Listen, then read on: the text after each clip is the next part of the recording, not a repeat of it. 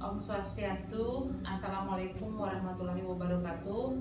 Shalom, nama budaya, salam kebajikan. Baik, terima kasih kami ucapkan kepada orang tua semua yang telah mempercayakan putra-putrinya untuk bersekolah di TK Mekar Jaya pada tahun pelajaran 2022-2023.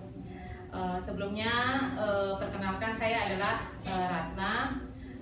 Saya adalah selaku wakil dari Ketua Yayasan Sedana Mekar Jaya. Pertama-tama kami mau mohon maaf di sini bahwa sebenarnya kegiatan ini kami ingin lakukan dengan mengundang orang tua langsung datang ke sekolah. Tetapi karena ada proses pembangunan di sekolah dan masih proses pemotongan genteng dan segala macam, jadi masih ribut, masih krodit. Jadi kami putuskan untuk menyampaikan beberapa hal dalam kegiatannya dengan pembelajaran selama di TK Mekar Jaya ini melalui video ini. Yang pertama yang kami sampaikan adalah mengenai MPLS. MPLS itu adalah masa pengenalan lingkungan sekolah yang akan kita laksanakan dari tanggal 11 sampai 15 Juli. Itu akan diselenggarakan dimulai dari pukul 7:30 sampai pukul 9. Nah, itu kegiatan selama seminggu itu adalah pengenalan lingkungan sekolah, kemudian pengenalan guru, ruang belajar mereka, toileting juga akan kami berikan kepada anak-anak. Jadi pengenalan selama seminggu ini, agar di situ juga ada proses biar anak-anak merasa nyaman dulu, mereka merasa senang bersekolah dulu agar tidak perlu harus ditungguin lagi oleh orang tuanya gitu. Jadi proses inilah masa transisi juga selama seminggu ini. Semoga semua anak sudah bisa ditinggal setelah masa MPLS ini. Jadi kami memberikan kebijakan di sini bahwa selama MPLS seminggu itu masih boleh ditungguin orang tuanya. Tapi jika ada anak yang sudah berani, silahkan ditinggal. Dan setelah masa MPLS kemudian pembelajaran akan dimulai tanggal 18 dan seterusnya. Mulai tanggal 18 itu sudah tidak boleh ada yang ditungguin, walaupun ada yang masih nangis, masih rewel. Jadi serahkan saja pada kami. Ini untuk kebaikan anak-anak dan juga kebaikan orang tua. Jangan sampai ada orang tua yang sampai izin di kantor karena harus menunggu anaknya di sekolah. Kemudian yang ingin kami sampaikan berikutnya adalah perihal seragam. Untuk masa MPLS ini, seragam yang digunakan anak-anak itu adalah Senin sampai Rabu itulah pakaian olahraga, hari Kamis pakaian adat Bali, kemudian hari Jumat kembali menggunakan pakaian olahraga. Ya, di sini kami juga mohon maaf, kami baru bisa memberikan pakaian olahraga karena masih on proses yang 2 setel. Semoga pada saat masa MPLS ini bisa sudah rampung semuanya, jadi akan kami bagikan. Untuk aturan seragam untuk hari berikutnya akan kami jelaskan melalui surat nanti atau di WA group. Kemudian masalah seragam selain itu adalah sepatu. Anak-anak sepatu yang dipakai ke sekolah itu adalah bebas, sesuai keinginan anak. Mungkin mau warnanya apa terserah, ya, pakai tali atau tidak, itu silahkan sesuai keinginannya anak-anak. Kemudian tas, kami menjelaskan di sini isi tas anak-anak pada saat mulai MPLS dan seterusnya. Anak-anak hanya membawa bekal dan minum saja, karena semua alat tulis, keperluan untuk pembelajaran itu sudah kami siapkan semuanya di sekolah dan itu tidak akan dibawa pulang, ya, karena akan disimpan di lokernya masing-masing. Di situ juga kita akan memberikan pelajaran kepada anak-anak setelah mereka belajar, mereka bisa menyimpan dengan rapi alat-alatnya di tempatnya masing-masing, di lokernya masing-masing. Ya, jadi isi tas itu hanya bekal. Bekal itu boleh berupa makanan, nasi itu boleh, berupa jajan boleh. Tapi kami tidak mengizinkan anak-anak membawa bekal berupa snack yang banyak mengandung penyedap seperti misalnya citato, taro dan sejenisnya. Dan minuman yang kami perbolehkan hanya adalah minuman air putih, maksudnya air mineral. Kami tidak mengizinkan anak-anak membawa air yang berwarna, misalnya teh, susu dan sebagainya. Karena di sini kami ada budaya di TK Mekarjaya untuk mengajarkan kepada anak-anak rajin atau banyak-banyak minum air putih. Ya, jadi nanti akan kami ajarkan pada anak-anak ada waktu-waktunya untuk minum air putih. Jadi mohon itu untuk disiapkan. Jadi tidak perlu membawa buku tulis, pensil dan segalanya, tidak perlu karena sudah disiapkan di sekolah. Kemudian berikutnya yaitu masalah apa saja sih yang anak-anak TK itu akan pelajari di sekolah. Yaitu secara garis besar ada dua pengembangan, yaitu pengembangan pembiasaan dan pengembangan kemampuan dasar. Untuk saya jelaskan terlebih dahulu mengenai pengembangan kemampuan dasar. Apa saja sih kemampuan dasar yang harus dikuasai oleh anak TK? Yang pertama itu namanya kemampuan fisik motorik. Fisik motorik itu ada dua, motorik halus dan motorik kasar. Motorik halus di sini yang berhubungan dengan jari jemarinya. Ya, di situ adalah kegiatan tulis menulis. Mulai mereka belajar memegang pensil, menulis, kemudian cara menggunting, cara menempel, atau melakukan kegiatan-kegiatan lain untuk melatih jari jemarinya. Kemudian motorik kasar itu berhubungan dengan gerak otot besarnya. Misalnya saja ada beberapa pengembangan yang kita berikan untuk anak TK itu, misalnya melempar menangkap bola. Ya, karena pada saat usia itu tidak semua anak-anak bisa melempar bola. Kadang melempar bola itu bukan bolanya ke depan, malah ke belakang. Nah, seperti itu yang kita akan latih. Kemudian mendengkleng. Dengkleng itu adalah untuk keseimbangan anak-anak. Nah, seperti itu. Jadi di TK Mekarjaya kami juga memberikan kegiatan yoga untuk anak-anak. Itu kami masukkan ke dalam ekstra, yaitu di hari Jumat. Ada jadwalnya tersendiri. Kemudian seni dan kreativitas yang perlu dikembangkan di sini. Seni ini misalnya kegiatan mewarnai, menggambar. Kemudian ada juga nanti untuk kegiatan seni dan kreativitas ini kami akan melibatkan orang tua di akhir semester 1 ini. Jadi orang tua akan datang ke sekolah untuk melakukan kreativitas dengan anak-anaknya. Untuk kegiatan itu akan kami sampaikan menyusul nanti di WA group. Kemudian apa saja yang kita kembangkan lagi adalah bahasa. Bahasa di sini adalah kemampuan bahasa reseptif dan ekspresif. Maksudnya di sini adalah bahasa menyimak dan bahasa menceritakan kembali. Contoh sederhananya begini, Bunda. Jika ada suatu pengumuman yang kami berikan kepada anak-anak yang sifatnya khusus, nah sebelum itu kami akan share di WA group pengumuman tersebut. Jadi orang tua sudah tahu pengumuman apa yang diberikan kepada anak-anak. Nah, nanti orang tua di sana bisa cross check, bisa cek anaknya bisa menyampaikan tidak, bisa ingat tidak pengumuman yang tadi diberikan oleh guru. Ya, seperti itu contoh pelaksanaannya. Kemudian selanjutnya adalah kognitif. Kognitif di sini adalah pengetahuan. Ya, pengetahuan tentang dirinya, tentang lingkungan keluarganya, lingkungan sekolah, pengetahuan tentang benda-benda yang ada di sekitarnya. Nah, kemudian itu kemampuan dasar yang secara garis besar yang harus dikuasai oleh anak usia taman kanak-kanak. Kemudian yang pengembangan berikutnya adalah pembiasaan. Nah, pembiasaan di sini adalah lebih kepada pembentukan karakter. Justru di TK inilah yang harus lebih kita kedepankan, ini yang harus lebih kita tekankan kepada anak-anak. Jadi kami di TK Mekarjaya, kami di sini ada yang namanya budaya TK Mekarjaya.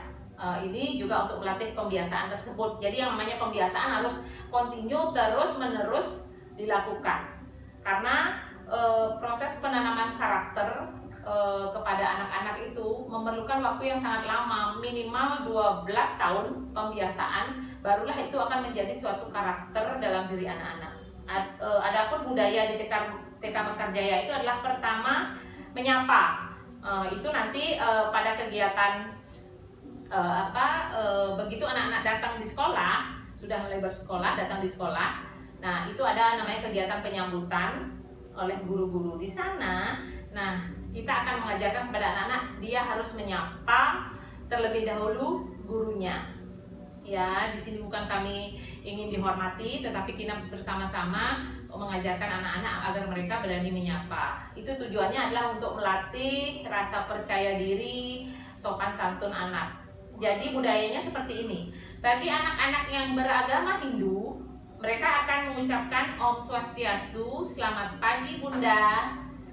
Oke, jadi kami jelaskan di sini bahwa anak-anak tidak memanggil kami ibu guru, tapi memanggil kami Bunda. Ya, kemudian untuk yang anak yang beragama Islam, mereka akan mengucapkan Assalamualaikum, selamat pagi Bunda. Kemudian untuk anak-anak yang beragama Kristen akan mengucapkan Shalom, selamat pagi Bunda. Kalau ada anak yang beragama Buddha, mereka akan menyebutkan Namo Buddhaya, selamat pagi Bunda, seperti itu. Jadi anak-anak bisa menyapa dan terbiasa juga mengucapkan salam dalam adat dan agamanya masing-masing. Kemudian budaya berikutnya adalah doa. Nah, kami akan mengajak anak-anak untuk selalu berdoa, pembiasaan berdoa sebelum belajar, sebelum makan, dan sebelum pulang. Dan doa yang kami berikan adalah berbahasa Indonesia yang sifatnya umum nasional, yang dengan kata-kata yang mudah dimengerti oleh anak-anak. Kemudian budaya antri. Kami sangat menekankan di sini budaya antri pada anak-anak. Antri saat terutama mencuci tangan. Setelah mereka melakukan kegiatan, setelah bermain, melakukan sesuatu, mereka harus cuci tangan. Selain mengajarkan budaya antri, juga mengajarkan pada mereka untuk rajin mencuci tangan. Karena budaya antri ini sangat banyak sekali hal-hal baik yang bisa dipelajari oleh anak-anak melalui budaya antri ini. Salah satunya sebenarnya kalau kita pikir ini adalah budaya antri ini sebenarnya bisa untuk menanggulangi masalah korupsi. Kalau dipikir-pikir, ya, korupsi itu muncul karena orang-orang tidak sabar, ingin cepat dapat, ingin yang pertama dapat, ya, makanya budaya korupsi itu bisa muncul. Jadi kita harapkan sekali anak-anak bisa belajar antri dengan baik. Kemudian life skill, ya, life skill di sini kami akan mengajarkan anak-anak setiap mereka akan pulang sekolah, mereka akan membersihkan ruang kelasnya masing-masing, menyapu, lap meja dan sebagainya, merapikan mainan semuanya yang mereka gunakan saat pembelajaran, kemudian harus dirapikan, ditempatkan tempatnya masing-masing. Kemudian tadi sudah kami jelaskan untuk banyak-banyak minum air putih. Ada waktu-waktunya nanti akan kami minta anak-anak untuk minum air putih. Berikutnya adalah yang kami menyebutnya ada budaya koin cinta untuk sesama. Nah, ini adalah program semesteran. Jadi setiap awal semester anak-anak akan kami ajak membuat celengan amal. Kami nyebutnya celengan amal. Itu celengannya akan dihias di sekolah, yaitu dari botol bekas minuman. Kemudian setelah dihias, celengan tersebut akan dibawa pulang.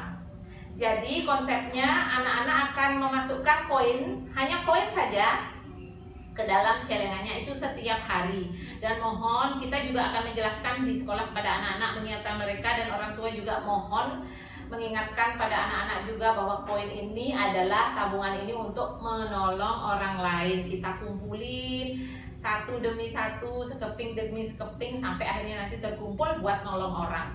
Ya, seperti itu Bunda ya. Mohon tidak bukan orang tua yang memasukkan ke dalam celengannya. Biarkan anak-anak sambil orang tua menjelaskan kepada anak tujuan dari celengan tersebut. Nanti setiap akhir semester akan kita kumpulkan lagi ke sekolah untuk kita hitung bersama anak-anak. Nanti akan kami sumbangkan melalui KTH, Komunitas Taman Hati.